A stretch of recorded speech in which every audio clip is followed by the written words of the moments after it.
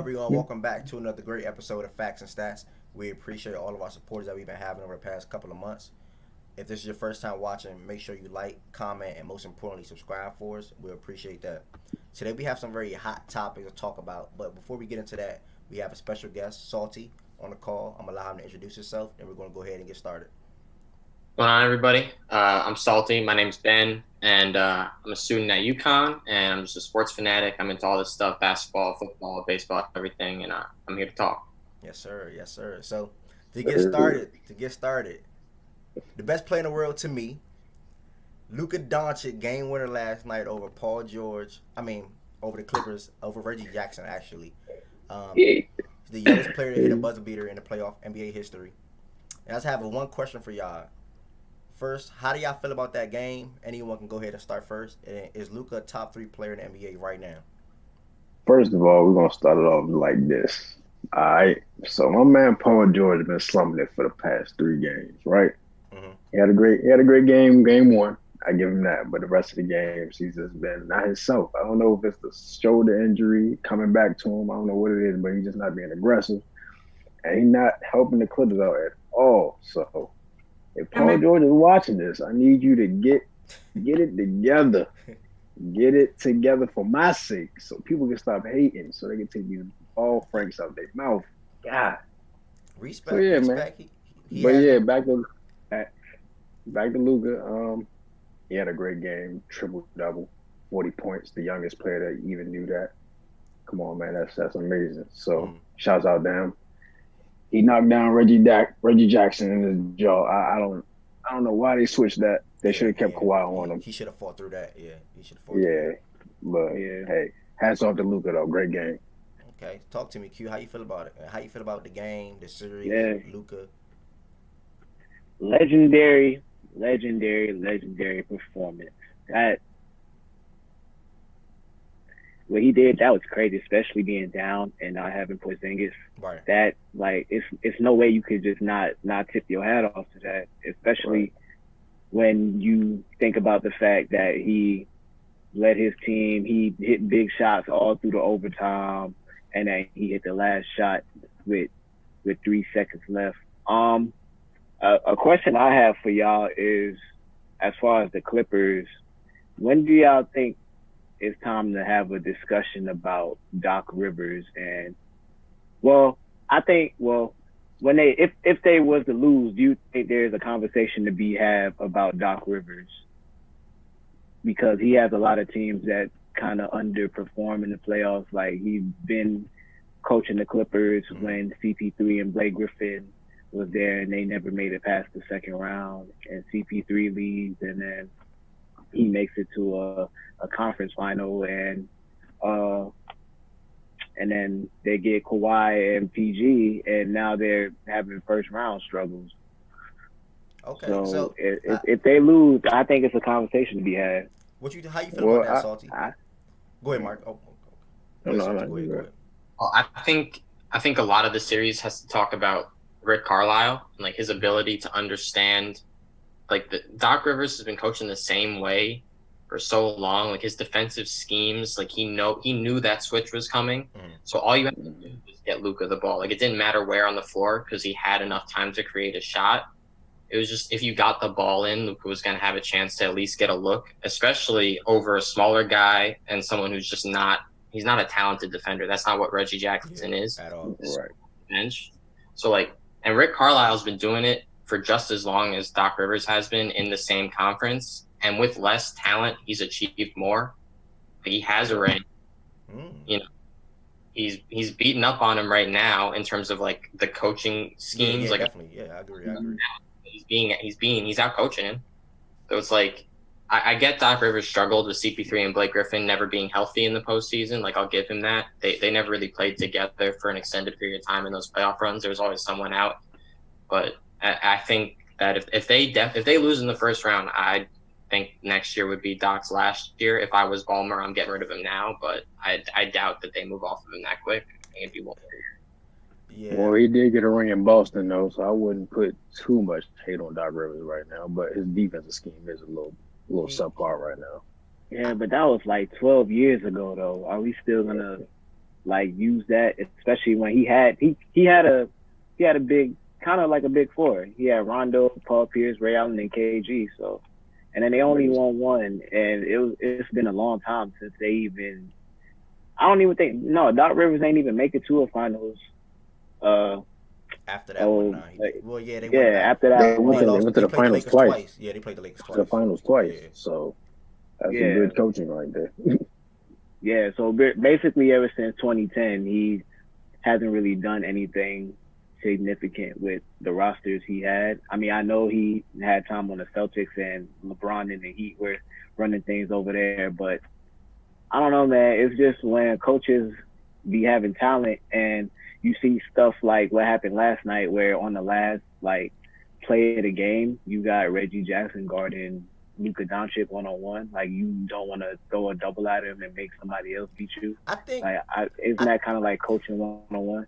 I can't criticize Doc Rivers. I can't even give negative comments towards Doc Rivers. I think you just need to appreciate greatness. I think you just need to just come out and say Luka had a LeBron type of game, because we know when LeBron go down in them game 4s, those game 5s, he will come out with like 40, and he did it against Boston, matter of fact, multiple times. You know what I'm saying? So Luka literally came out and dropped 40, 17 rebounds, 13. It's just like, you just gotta appreciate. It's nothing Doc Rivers can even do about that. Don't get me wrong. Yes, they shouldn't have switched. Kawhi in the huddle should have said, no matter what, Doc, I'm fighting through this. But I mean, defensive schemes, it comes down to that. But and what I think Shamet, the way Shamet, he was guarding the inbounder. What I think he should have did was double Luka, so he wouldn't be able to get the ball in. Exactly. He should have did that. I agree. I don't know what happened. That possession was just horrible for that defense. I don't know. Talk to me, Keem. How you feel about how the series is going so far? 2-2, Luka, and everything. I definitely give Luka his praise, of course, because in this playoff series, he's almost averaging a triple double. Averaging 31 points a game, 9.8 assists a game, and then you got 10.5 rebounds. So, and then he's getting better defensively, and then he got a great supporting cast. Let's not sleep on Trey Burke. Yeah. And they came. Yeah, they showed up. All the ex-Knicks. Yeah, what? Yeah. All the ex-Knicks. Burke, Hardaway. Yeah. Ex-Knicks. I don't think he has double teamed Luka probably his whole series or whatever. I know the last game, I ain't seen no double teams. He tried to throw every defensive player he had at him. It's tough. And the best one was Kawhi when he held him to only 4 points in the fourth quarter, because he barely could score in the fourth quarter. And it's like that was your best option until you got an overtime. Then you want to make that switch, which you shouldn't have did. So it was like Luka definitely, I would say, top 3 right now, like in the playoffs right now. He's that man. So yeah. And then especially when you think about like the fact that if he misses that shot at the end, they go down 3-1. Yeah, like exactly. Now they got a chance. Now they got a chance to fight it out for Game 5. And Game 5 in a 7-game series, Game 5 is like probably the most important game. And like you said, they're missing Porzingis. They did all this without their best big man. They was down 22. Right. And that's an extra 15, 20 right there. So it's like with him coming back in the game, and then he doing it one ankle. Okay, so I'm gonna ask y'all one question right now before we switch to the next topic. One question, next game actually.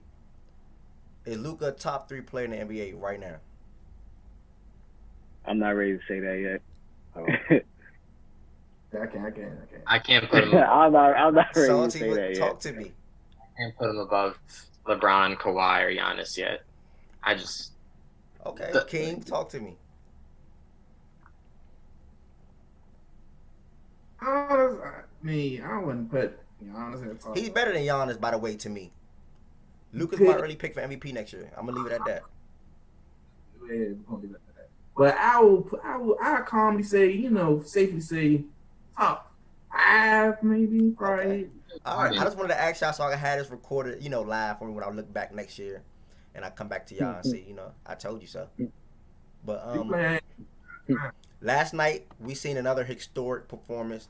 Donovan Mitchell, 51 points. Jamal Murray, 50 points. Although the Nuggets did go down 3-1, that's the first time that 2 players scored 50-plus in the same playoff game. It's a little bit of a shock to some people. The Nuggets are down 3-1. Marcus, I'm going to start with you. What's your thoughts on that series? How's that going? I know you love Jokic. Yeah, the Nuggets are kind of disappointing me right now. Jokic and Murray are pretty much the only ones who pretty much playing right now on that team. Everybody else is kind of being subpar. They're not really helping out. Murray did put up 2 good games, but Mm-hmm. they haven't been enough. Donovan Mitchell has just been on the tear. Him and Luka has just been on a different type of Yeah, energy yeah, right yeah, now. yeah, yeah. They want it. So I'm enjoying what the Jazz are doing. They playing like a team. Gobert, he's playing great in the paint.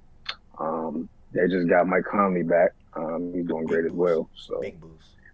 so the Nuggets, they're not looking too good right now. I don't know what's going on. Maybe it be the bubble series. I mean the season. I don't know what's going on. They're just not playing like they play at home. They Nah, that's just facts. I not agree with looking. that. I They're agree with not everything looking you good. said. Salty, talk to me. How you feel about that series? How you think it's going? Do you think it's over? Yeah, I think it's over. My thing with Denver is they have 2 perimeter defenders, and they're both not playing.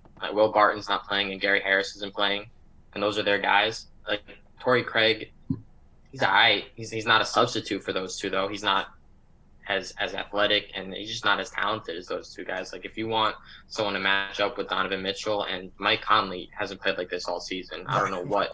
right, right. He It's had just a Start he like had a turning up. kid. That's what happened when He you have start kids in the turning up. He start playoffs. turning up. I think the fans were on him all year because of how he was playing, but I think no fans is helping him a lot because he was just he was a disappointment to say the least. But when you Yeah. Yeah, best perimeter defenders against going against 2, Conley ex All Star caliber and Mitchell who's looking like a future All NBA player, it's not gonna work out. I agree with that. I agree Yeah, I with think that I definitely. think Will Barton getting that spark on the bench too. Will Spark. Will is that spark? Talk to me, Keem. How you feel about that series? Is it over? Yeah, I agree with Soldier. That John, it's over, and it's crazy because I think game 1 to game 2, everybody was giving Michael Porter Jr. the KD comparison chance a little too early, All and, bubble too. and Mm-hmm. 9 points like he been bad like the past 3 games. So it's just like Okay, I hear that. Q, talk to me. How you feel about that series? um, it's tough, like for Denver, because I didn't expect them to be down 3-1. Mm. If considering the fact that they was just in what round was that? They was in the second round last year and won. I mean, they lost in game 7 after like CJ. battling with Portland Yeah. going into all them overtimes and stuff. So I honestly thought that CA would come into this playoffs like no nonsense and not losing these close games. Donovan Mitchell, he's doing amazing. Like I didn't expect him to be coming out here dropping 50 pieces. Um, I didn't really expect the Jazz to really after game 1. I didn't really expect the Jazz supporting cast to step up the way they did, like Jordan Clarkson and Michael Conley. Mm. Like they're doing their thing. Um, it's 3-1 now, so I mean, I guess it's kind of over. Like I don't see Denver just coming out and winning 3 in a row, especially since like they had great games from Jamal Murray, Jokic, and Paul Millsap, and it still wasn't enough. Enough, So right? I don't know. Part of me just thinks that they're kind of just out of the loop now as far as being able to really make a push to make it out this round. So I agree with that. My only take on this series, the way things is going, I just feel like they don't got that guy. Well, Murray is about it. Don't get me wrong. You know what I'm saying? He can put a ton of buckets, but they missed like Donovan Mitchell. On the other hand, he's averaging 40. 5 rebounds, 5 assists. So it's like how can you really stop a player that's averaging 40 through 4 games? You know what I'm saying? It's like you got no stop for him. Like Salty was saying, they're really missing Gary Harris. They're really missing Will Barton. So as long as Donovan Mitchell's over there, this series is pretty much over. 4-1. yeah. Yeah.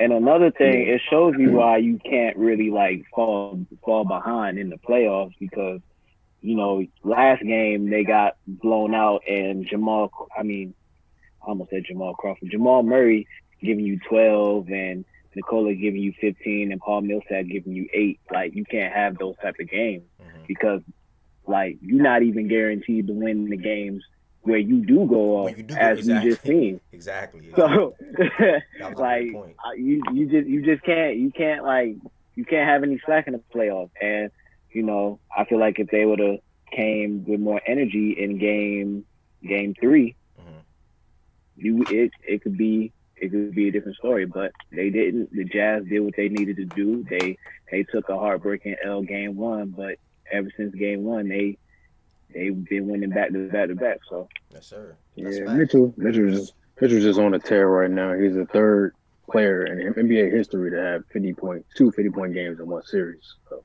next to Michael Jordan and Allen Iverson, That's amazing. which is That's crazy. amazing. Like, who would have thought? That's amazing company right there. But switching to Yeah, for real. in Denver. Jamal Murray's 23. Jokic is around 23, 24. You got Michael Porter Jr. growing up. You got Bol growing up. You got Gary Harris and Barton coming back, and Millsap's contract is getting dumped. Yeah. So I don't think they really stood a chance against either LA team. So if you're in Denver, like, this isn't the worst thing that could happen. Like, they're in a really good spot moving forward, I think. Yeah, I love that team. I like that. That's fair. That's true. I love Denver. Like, they need to get rid of Millsap's contract. It's just not it. 20+ million. Nah, Millsap is actually a free agent after this year, though, so that's a good thing. Yeah, you gotta go. Bring in somebody, and they can work, extensions on Murray's deal. Because the fact that he's 23 and putting up 50 in playoff games, like back-to-back years, yeah, it's the consistency issue with him. But I can see him doing big things moving forward. Definitely. Next topic that we have going forward. So the Raptors did end up sweeping the Nets yesterday 4-0. And along with that, Celtics ended up sweeping the Sixers 4-0 as well. So after they both swept their opponents, they now meet in the semifinals. Can I get some predictions on that series? That's going to be, a pretty good one to me. I'm going to start off with you, Salty. How you think that series is going to go? I think it's Marcus Smart's series.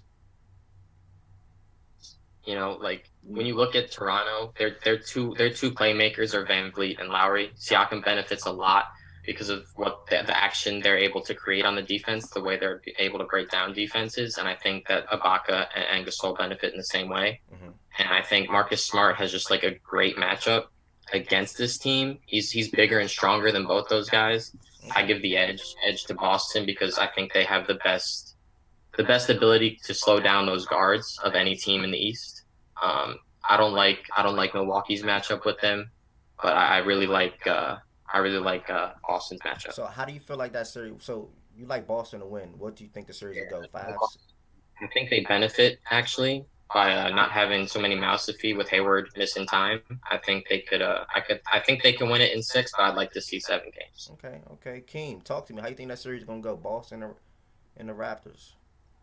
I'm probably go with the Raptors, and I'm gonna disagree on the Marcus Smart part because even though Marcus Smart is he's a good role player, or whatever, but I don't think he's gonna be able to keep up with Lowry or Van Fleet, let alone score with them. So I got the Raptors going 7 games in. So do you think he meant like keeping up with them though? I think he just. Scoring. I meant he's gonna slow it down. He's gonna make them work way harder than they have, especially Lowry on one leg. I think they still get through with that. So I'm still stay with my prediction because Serge Ibaka is doing well, down low and everything. And like you said, Pascal Siakam and Tatum, that's gonna be the matchup, to look for. That's gonna be a real good matchup. So you like the Raptors in what? In what? 7? 7. Okay. All right. Q, talk to me. How you feel about that Boston and Toronto series? I got Celtics in 7. I like what Salty said about Marcus Smart. I like that a lot because Marcus Smart is one of the best defenders in the league, right. And Kyle Lowry to me, like, it seems like he's kind of like their motor, and I feel like having a guard like Marcus Smart that can kind of lock on the Lowry and kind of like put all that energy they got, like, hold it at bay. I feel like that can be like a key part in Boston keeping up with them. And then with them having Jason Tatum and Jaylen Brown, who could put up buckets and been playing good throughout the playoffs, getting that sweep against Philly. I feel like the Celtics got a little bit more reasons they can win. And also with them having Brad Stevens as a coach, like it's gonna be like a coaching battle too I was about to say that Toronto. we Yeah, gonna Nick Nurse see. is It's gonna be like two of the best coaches in the league. I think Nick Nurse is a slightly better coach, but Brad Stevens ain't no slouch neither. So okay. my pick is Celtics in 7. I just feel like it's gonna be a close series. Okay. Mark, talk to me. How you feel about that series? How you think it's gonna go? Um, I got Toronto winning it. I think it's gonna go down to the big men. To be honest with you, that's what it's gonna come down to. I know Tatum. He's gonna get his buckets. I know Jalen Brown's gonna get his buckets as well. Kimba, he's gonna be another bright spot that's gonna be able to look out for. If he puts up numbers, they can have a chance to win the series, maybe. But I think it's gonna come down to the Raptors big man. They just gonna out rebound them, outwork them as well. I think they can lock in. So Okay. I give it to Raptors, and I think the Raptors gonna win it in 6. I like so we got two Raptors, two Boston. I guess that leaves it up to me. I wasn't gonna throw my prediction in there, but I like how you just said it comes down to the big man. But I'm not gonna change. I still like Boston to win it. I think Tatum is like a superstar growing in front of our eyes right now. Yeah, sure. In his young career, he already done beat Greek in the playoffs. He took LeBron to 7. Mm-hmm. He just swept Boston. I mean Philly. So I think it's time. I think he wants to taste what the finals, just feels like. That atmosphere. Although Miami is still the team, I have them being Milwaukee and making it to the finals, along with Q, like you said. Mm-hmm. So I think Tatum, as long as Tatum plays well, because Tatum is going to be the best player on the court in that series to me. He's better than everybody Right. on the Raptors. So it's really going to come down to him, Jalen, and Kimba, how they all work out. That's my opinion. So But I I'm gonna can't go forget, Boston in 7. Hopefully it goes 7. Last can't topic forget of the about Northern Powell though. yeah, Northern Powell, he might, Yeah, Norman yeah, Powell is a young bucket. yeah, He might have yeah, one of them 25, 30-point games in this series. yeah. that's true. And That's he can true. also help. He also got help on defense as well. So I think that might give him over the hedge. So yeah. So last topic of the day, we seen Earl Thomas get released from Baltimore due to an altercation with Chuck Clark in practice. So I have one question for y'all. Will Earl Thomas' departure hurt Baltimore's Super Bowl chances? And also, where would you like to see him end up? I think it do hurt their Super Bowl chances, honestly, because it's still Ravens still got a lot to work with defensively, and mostly offensively with the wide receivers and everything. But that key safety, him like losing that and not having another one to back it up really, because we got to see with Chuck Clark, we got to see with Deshaun Everett. That's the last name. Elliott. Yeah, we got to see what they about really, and I'm pretty sure they probably not disrespect like low tier safeties or whatever. We got to see what they do, but losing Earl Thomas does hurt that team. Okay. Yeah, I think Earl Thomas, because it comes down to the matchup against the Chiefs, and without a top tier center backing up, a guy like, because I think what Brandon Carr might be on Tyreek Hill come playoff time, that backing up him is such a key proponent to that defense, because Tyreek Hill's going to get past your corners. He just is, and you got to have someone who's able to keep up at an elite level, IQ wise and talent wise. And I also liked how the Ravens used Earl Thomas last year, more as a pass rusher than he had previously in his career. He got after the quarterback a little bit more, Yeah. which I thought was a good look for an aging safety. Mm-hmm. Not having him run around so much deep downfield. So I think it hurts them. I don't think it costs them their Super Bowl chances by any means. It comes down to the ability of those receivers meshing with Lamar Jackson. I think they definitely need to develop a more consistent passing game. But defensively, it's a couple scheme things, but I don't think it's costly to the point where you say they can't win a Super Bowl. I like how you said that. Well said. Well said. Mark, how you feel about it? And also, Well, go ahead. My fault. How you feel about it? My fault. I don't think it hurts the Super Bowl chances, but it definitely it does damages them. Just like Salty said, like Tyreek Hill, players like them who get behind the defense. You got to be able to keep up with them type of guys. But I don't think it hurts their Super Bowl chances. The only thing that really hurts their Super Bowl chances is the offense. I know y'all traded away Andrews, the tight end. You said we Oh, y'all traded still him? have him. Y'all traded him? Or No. still there? Mark Andrews is still there. Okay. Mark Andrews. Okay, so Yeah, like I said, the wide receiver core, they got to be more consistent. You know what I'm saying? They gotta give Lamar something to deal with. He can't just be running around all back behind the backfield all the time. 'Cause eventually, it's gonna get tiring. Just like they ran into the Tennessee Titans and Derrick Henry just ran all over them boys. So Earl Thomas ain't been the same since Derrick Henry put that back on him. You know what I'm saying? Made it to a lead block.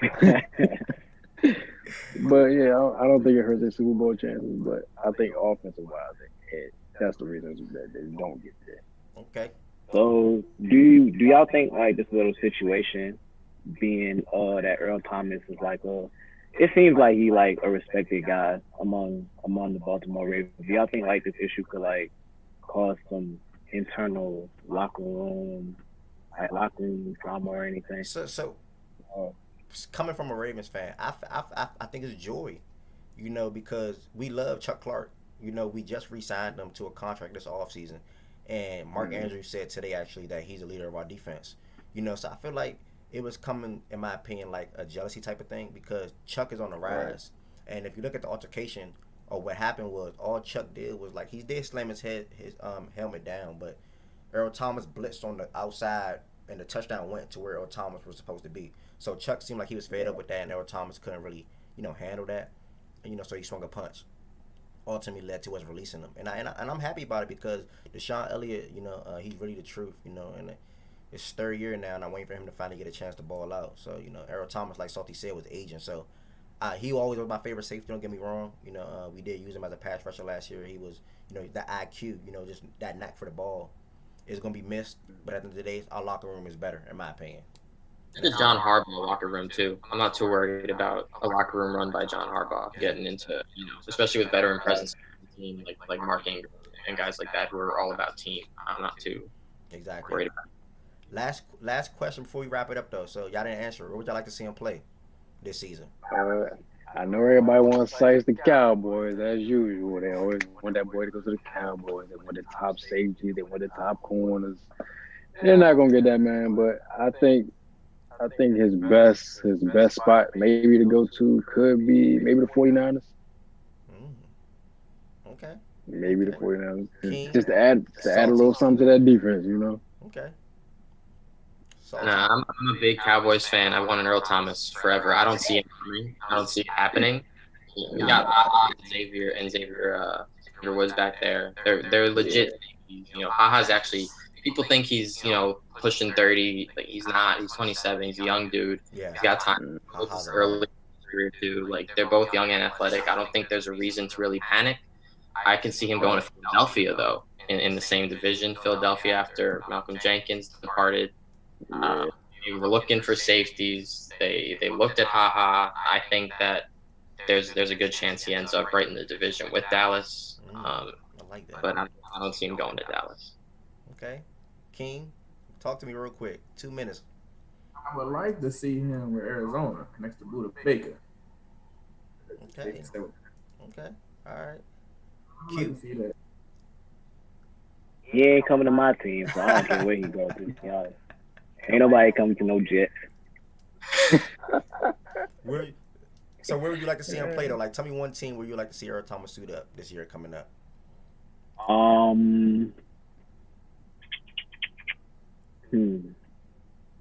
See, depends on who I want to lose.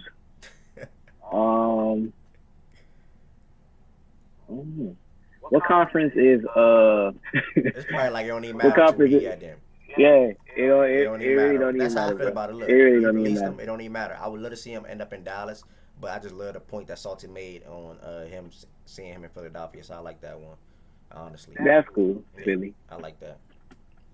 Philadelphia coming away with Slay and Thomas in one off season. That'd be amazing. Yeah. You only got like one more season out of him. Right. Right. But that's enough for the show today. I appreciate you, Salty, for coming out, man, helping us with these topics, man. It's great commentary today. And y'all make sure y'all follow us on Facts and Stats on any social media platform. Make sure y'all look out for Anchor as well. And subscribe, like, comment, let us know what's up, man. Yeah, we'll be back with another episode. Appreciate you, Salty. Hey. Later. Appreciate you having me.